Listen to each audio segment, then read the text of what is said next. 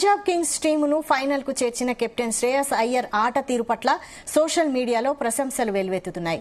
18 ఏళ్ల ఐపీఎల్ చరిత్రలో 3 వేర్వేరు జట్లను ఫైనల్ చేర్చిన తొలి కెప్టెన్ గా శ్రేయస్ అయ్యర్ చరిత్ర సృష్టించాడు. ముంబై ఇండియన్స్ తో ఆదివారం జరిగిన క్వాలిఫైయర్ 2 మ్యాచ్ లో అద్భుతమైన ఇన్నింగ్స్ ఆడి పంజాబ్ టీమును ఫైనల్ కు చేర్చాడు.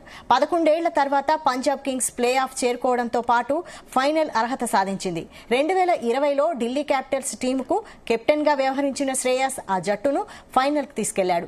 గతేడాది కోల్కతా నైట్ రైడర్స్ టీముకు కెప్టెన్ గా వ్యవహరించి ఆ జట్టును ఫైనల్ కు తీసుకెళ్లడమే కాకుండా టైటిల్ అందించాడు.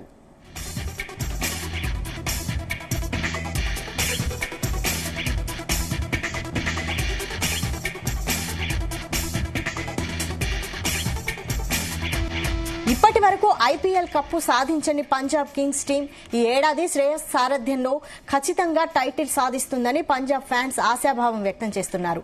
రికార్డుల కోసం కాకుండా టీముని గెలిపించడం పైనే శ్రేయస్ దృష్టి సారిస్తాడని తోటి ప్లేయర్లు సైతం ప్రశంసిస్తున్నారు. క్వాలిఫైయర్ 1 మ్యాచ్ లో ఆర్సీబీ చేతిలో అతి తక్కువ స్కోరుకే పరిమితమై పంజాబ్ ఓటమి పాలైంది. దీంతో తీవ్ర ఒత్తిడిలో ఉన్న పంజాబ్ కింగ్స్ ను ఆదివారం ముంబైతో జరిగిన మ్యాచ్ లో శ్రేయస్ అయ్యర్ 87 పరుగులు చేసి సునాయాసంగా గెలిపించాడు. ఐపీఎల్ 2025లో ఫైనల్ కు చేరిన ఆర్సీబీ, పంజాబ్ టీములు ఇప్పటి వరకు టైటిల్ సాధించని జట్లుగా ఉన్నాయి. దీంతో జూన్ 3న జరిగే ఐపీఎల్ ఫైనల్ మ్యాచ్ ఇరు జట్లకు కీలకం కానుంది.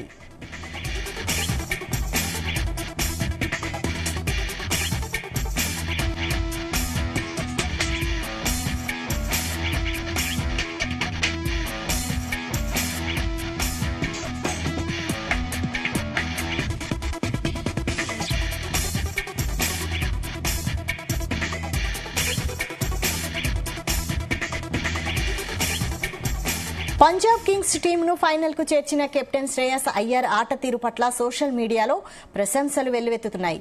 18 ఏళ్ల ఐపీఎల్ చరిత్రలో 3 వేర్వేరు జట్లను ఫైనల్ చేర్చిన తొలి కెప్టెన్ గా శ్రేయస్ అయ్యర్ చరిత్ర సృష్టించాడు. ముంబై ఇండియన్స్ తో ఆదివారం జరిగిన క్వాలిఫైయర్ 2 మ్యాచ్ లో అద్భుతమైన ఇన్నింగ్స్ ఆడి పంజాబ్ టీంను ఫైనల్ కు చేర్చాడు. 11 ఏళ్ల తర్వాత పంజాబ్ కింగ్స్ ప్లే ఆఫ్ చేరుకోవడంతో పాటు ఫైనల్ అర్హత సాధించింది. 2020లో ఢిల్లీ క్యాపిటల్స్ టీముకు కెప్టెన్ గా వ్యవహరించిన శ్రేయస్ ఆ జట్టును ఫైనల్ కు తీసుకెళ్లాడు. గతేడాది కోల్కతా నైట్ రైడర్స్ టీముకు కెప్టెన్ గా వ్యవహరించి ఆ జట్టును ఫైనల్ కు తీసుకెళ్లడమే కాకుండా టైటిల్ అందించాడు.